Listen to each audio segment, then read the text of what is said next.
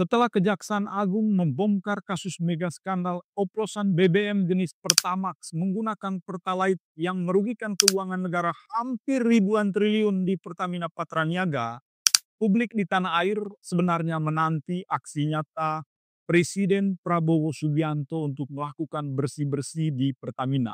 Kabarnya, setelah Petral bubar tahun 2014, para mafia itu pindah tempat ke Pertamina Patraniaga. Kita tahu bahwa Pertamina Patraniaga adalah salah satu anak usaha Pertamina yang paling penting karena dia bertugas untuk memproduksi, menampung, dan mendistribusikan BBM ke seluruh penjuru tanah air. Dan sekarang orang-orang yang ada di Petral itu ditempatkan di Pertamina Patraniaga dan semua informasi itu selama bertahun-tahun ditutup. Akibatnya adalah publik tidak pernah mengetahui apakah Pertamina selama ini bebas dari mafia. Ternyata ketika seorang Basuki Cahayapurnama membongkar itu ke publik, ternyata mafia-mafia itu masih bercokol di Pertamina dan mereka sekarang dititipkan di Pertamina Patraniaga. Saya sendiri agak risau, agak ragu dengan komitmen Presiden Prabowo Subianto karena saya melihat penempatan orang-orang penting di dalam Pertamina itu penuh kolutif. Dia menempatkan orang-orang terdekatnya menjadi direktur utama Pertamina, menjadi komisaris utama Pertamina, dan beberapa anak usaha Pertamina itu ditempatkan oleh Presiden Prabowo berdasarkan afiliasi politik. Jangan sampai apa yang disampaikan oleh Pak Basuki Cahayapurnama, mantan komisaris utama Pertamina, kasus ini hanya berpindah-pindah rejim. Ketika rejimnya berganti, orang-orang yang ada di dalam Pertamina Patraniaga juga akan berganti. Artinya, mafia ini akan berganti baju. Jadi rejim berganti, mafia di dalam Pertamina juga akan berganti. Akibatnya, pembersihan di dalam Pertamina agak sulit. Ada yang menarik dalam kasus mega skandal oplosan BBM jenis Pertamax menggunakan Pertalite yang merugikan keuangan negara hampir ribuan triliun di Pertamina Patraniaga. Pertamina Patraniaga adalah subholding atau anak usaha dari Pertamina Persero. Yang menarik bagi saya kok tiba-tiba Kejaksaan Agung menyeret nama Basuki Cahayapurnama atau Ahok dipanggil sebagai saksi dalam kasus ini. Pak Basuki memang tahun 2019 diangkat oleh Presiden Jokowi menjadi komisaris utama di Pertamina. Yang perlu kita paham adalah yang bertugas untuk mengangkat atau memberhentikan direktur di anak usaha Pertamina bukan menjadi tugas dari komisaris utama. Yang mengangkat atau memberhentikan direktur di anak usaha Pertamina itu menjadi domainnya direktur utama. Jadi menurut saya pemanggilan Ahok sebagai saksi adalah lompatannya terlalu jauh ya. Mestinya yang dipanggil pertama adalah direktur utama Pertamina yang mengangkat atau memberhentikan direktur di anak usaha. Lalu setelah itu dipanggil juga Menteri BUMN selaku pemegang saham karena menterinya akan diberitahu ketika direktur utama Pertamina mengangkat direksi di anak usaha Pertamina. Jadi terlalu jauh atau mungkin juga teman-teman media kan kasus ini lagi viral ya. Dia pingin supaya beritanya dibaca banyak orang, dia langsung bertanya kepada jaksa, Pak Jaksa, apakah ada peluang nggak Pak Basuki Cahayapurnama dipanggil menjadi saksi dalam kasus ini? Tanpa berpikir panjang, tiba-tiba jaksa langsung bilang bahwa oh akan berpeluang dipanggil oleh kejaksaan menjadi saksi. Jadi akibatnya ya beritanya menjadi viral, menjadi heboh dan Pak Basuki Cahayapurnama keluar ke media kemana-mana ya dia memberikan informasi yang sedetil-detilnya tentang kasus ini. Jadi ini kan orang akan langsung membaca begini. Jadi ini jangan sampai settingan orang-orang kuat di negeri ini atau mungkin setelah Hasto ditetapkan sebagai tersangka dalam kasus Harun Masiku, jangan sampai ada operasi lain terhadap PDIP yang menyasar nama Ahok ya. Menurut saya memang tidak sejauh itu ya. Ahok ini menurut saya dipakai oleh kejaksaan atau mungkin orang-orang kuat di negeri ini untuk membongkar kasus besar dan mega skandal di Pertamina Patraniaga ini. Jadi untuk membongkar kasus ini tidak mudah, butuh keberanian, butuh orang yang punya nyali, butuh orang yang punya pengetahuan mumpuni.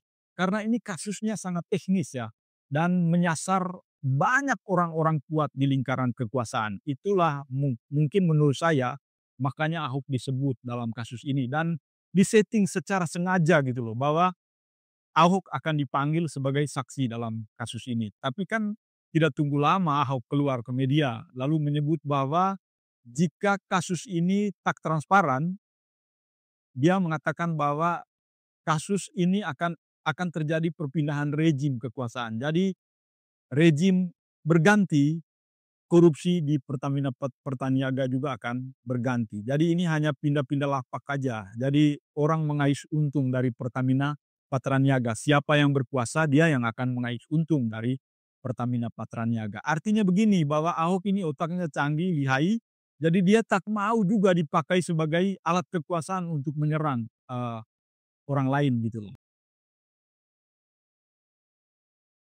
Pertanyaan penting yang harus kita pahami sekarang adalah, apakah ada nggak kaitan antara kekuasaan politik dengan tata kelola di Pertamina atau Pertamina Patraniaga, atau mungkin apakah ada kaitan nggak antara kekuasaan politik dengan kasus korupsi mega skandal yang melibatkan direksi-direksi di Pertamina Patraniaga sekarang. Kalau kita melihat ya, ini bukan hipotesa, ini fakta yang harus kita gali ya.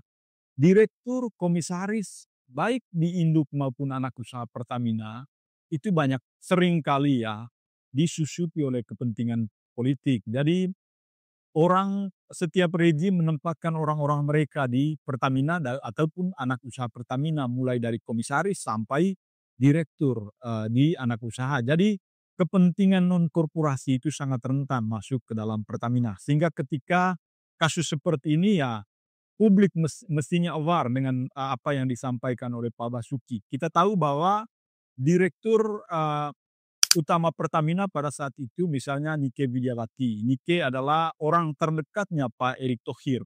Dan kita tahu Pak Erick Thohir adalah ketua tim kampanye pemenangan Presiden Jokowi dan Maruf Amin. Dan dia menempatkan orang-orang dia di dalam manajemen Pertamina. Dan ketika itu ya Nike menempatkan orang-orang dia termasuk di anak usaha Pertamina. Banyak cerita yang mengatakan bahwa dulu Pertamina itu perusahaan yang sangat gemuk. Jadi Pertamina itu memiliki 11 BOD, Board of Direction. Dan 11 BOD ini menempatkan orang-orang dia di 11 anak usaha Pertamina termasuk di Pertamina Patraniaga. Jadi proses pengambilan keputusan misalnya untuk menyelesaikan satu lapangan minyak itu sangat jauh karena terlalu banyak birokrasi di dalam Pertamina. Oleh karena itu ya ketika Pak Ahok mengatakan bahwa terjadi pergantian rezim, ya saya tidak heran. Jadi memang betul sekarang kan sudah rejim Jokowi berakhir, muncul rejim Prabowo. Kita tahu Prabowo menempatkan orang-orang dia di dalam Pertamina. Yang menggantikan Ibu Nike sekarang adalah Simon Aloysius Mantiri. Simon Aloysius Mantiri adalah wakil bendahara umum pemenangan Prabowo Gibran dalam pemilu 2024. Dan sekarang memang Pak Simon Aloysius Mantiri adalah orang-orang profesional, tetapi dia tidak bisa menghindar dari afiliasi politik karena dia adalah mantan bendahara Gerindra, juga bendahara di Nusantara Energi ya. Nusantara Energi adalah salah satu perusahaan tambang batubaranya Prabowo. Banyak juga cerita yang mengatakan bahwa Simon adalah termasuk orang pentingnya Prabowo, orang yang bertugas untuk mencari uang untuk pemenangan Prabowo. Simon adalah mantan bendahara Partai Gerindra dan tentu orang-orang yang ditempatkan Prabowo untuk menjadi orang nomor satu di Pertamina. Jadi pertanyaan kita sekarang adalah ketika kita mengetahui bahwa anatominya seperti itu, masihkah kita berharap bahwa Pertamina bisa dikelola secara profesional? Masihkah kita berharap misalnya mafia migas dihentikan di Pertamina? Ya 2019 saya sebagai pengamat energi, pengamat tambang sangat senang ketika Presiden Jokowi misalnya melikuidasi Petral karena selama bertahun-tahun Petral itu menjadi sarang mafia. Ternyata Pak Basuki mengatakan bahwa tidak ada gunanya menghentikan Petral karena orang-orang di dalam Petral ditempatkan di anak usaha Pertamina ya, yang sekarang ini Pertamina Patraniaga yang tugasnya adalah mendistribusikan atau memproduksi BBM yang menguasai hajat hidup rakyat banyak di republik ini.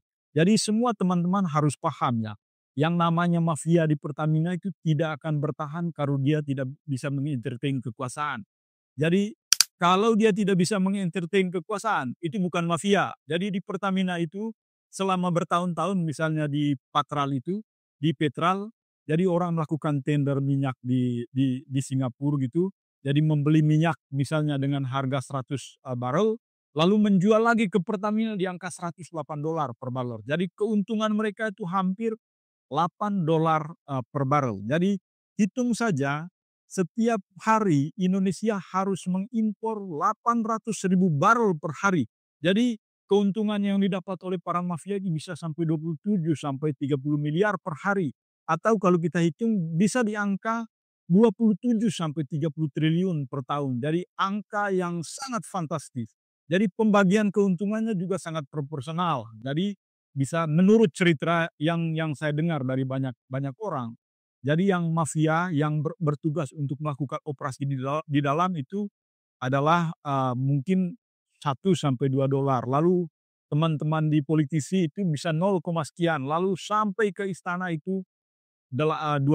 Dan bahkan kementerian-kementerian yang bertugas untuk memberikan regulasi, lalu di Pertamina yang bertugas untuk memberikan tender, itu semuanya di-entertain. Jadi mafia di Pertamina itu tidak akan menjadi mafia kalau dia tidak mengentertain elit. Jadi sangat bohong ketika misalnya orang membantah bahwa tidak ada intervensi politik seperti yang disampaikan Pak Basuki Purnama di Pertamina. Jadi intervensi politik, intervensi non korporasi di Pertamina itu merusak Pertamina sebagai perusahaan energi yang menurut Prabowo dalam 5 tahun ke depan kita akan swasembada energi dan Pertamina menjadi tulang punggung pertahanan energi ke depan. Jadi kita lihat saja apakah benar. Kalau mafia-mafia seperti ini masih bersarang di Pertamina, lalu Prabowo masih menempatkan orang-orang dia di Pertamina, ini adalah sistem rejim yang sangat kolutif, sangat sulit bagi Pertamina untuk menjadi perusahaan yang profesional di bidangnya. Paling kurang bisa bersaing dengan Petronas yang labanya di atas $10 miliar. Sekarang labanya Pertamina masih $4 miliar, ya susah untuk bersanding dengan Petronas yang labanya $10 miliar atau PT Thailand yang di atas itu, atau mungkin Chevron atau ExxonMobil, sangat jauh. Jadi Pertamina ini menjadi perusahaan yang sangat kerdil karena intervensi non korporasi di dalam Pertamina.